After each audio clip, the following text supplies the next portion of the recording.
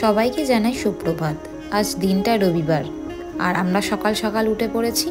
আর দেখো, উঠেই সেই বকুম ঘরের ভেতরে একজন বাইরের দৃশ্য দেখছে, আর বাইরে একজন সোজাসুজি বেরিয়েই পড়েছে। বকুমদের দেখছে একদম কাছ থেকে, বাবার কোলে চেপে দিচ্ছে খাবার আর দেখছে ওদের অনেক কাছ থেকে।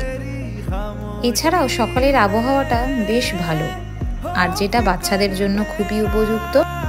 এরপর শাশুড়ি মা আজ বানিয়েছিল খুব সুন্দর একটা ব্রেকফাস্ট, যা ছিল হেলদি এবং খুবই টেস্টি। এরপর দুপুরে স্নান সেরে বাঙালির রবিবারের খাবার মাংস ভাত।